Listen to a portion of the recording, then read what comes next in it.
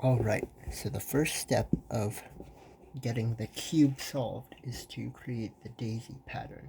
This is probably the most freestyle of all of the stages of the beginners-ish method that I'll be introducing, and the end goal is really just to create this sort of daisy looking pattern on the front. These four corners don't matter, all we're looking for is four white edges and a yellow center. Most of you might be able to do this intuitively, but if you're not, just a few key tips. When we're inserting an edge into the upper layer, it is always only 2 moves away from getting there. So for example, this edge is 1 move from the yellow layer, whereas this one is 2 moves away. And how we can tell is the other color has already been attached to the yellow layer, but we don't want that. And so we have to do 1 move to bring it out of the yellow layer, and we have to do another move to bring the correct color into the yellow layer. That's why it's 2 moves away. Something like this, on the other hand, is only one action, one direction of move away.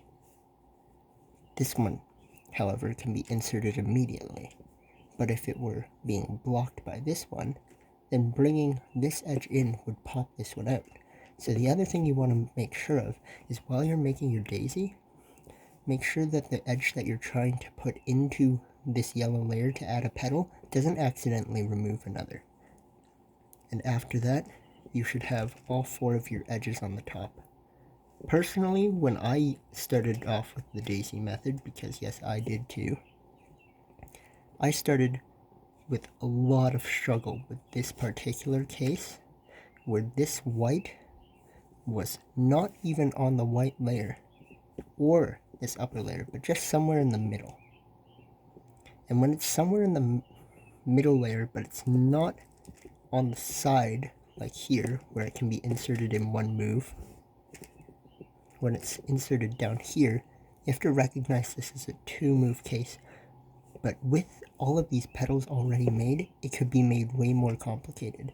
So when you're doing this, bring the petal to a layer that hasn't been interacted with by any of these other 3, in particular this upper layer. Move it around freely in this layer, because it can move around freely. Notice how the other petals don't get affected while I'm moving this one in the upper layer. Move it from this downward layer, from this angle. This is the upper, this is the front, this is the right, and this is the downward again. Move it around in this right layer now, freely, until you can align it to a side where you think it can be inserted in 1 move, and then move all of the petals out of the way of the slot where you plan to insert this new edge.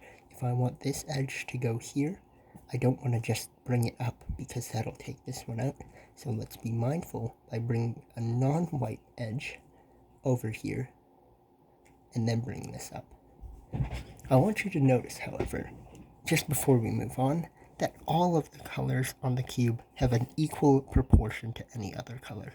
So the real reason why we use white instead of other colors is not because we're supremacists or anything. It's just because white is a very easy color to recognize. And when you're making a daisy, this is a flower that can just be very easily recognized in nature. It's a good way to start off. However, you are free to start on whatever side. The key is to get colors that are opposite to each other. So this would also be a valid daisy of sorts because orange is opposite to red. So we're trying to get all of the red petals next to the orange center of the flower. Or alternatively, if we're starting on yellow, then we want all of the yellow petals to be next to this white center.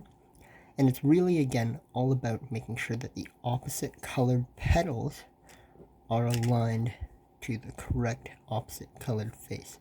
Red being opposite to orange, white being opposite yellow, green being opposite blue. But for the purposes of this tutorial, we're going to stick with make your daisy first with 4 white petals and the yellow center, and work our way from there. Happy cubing.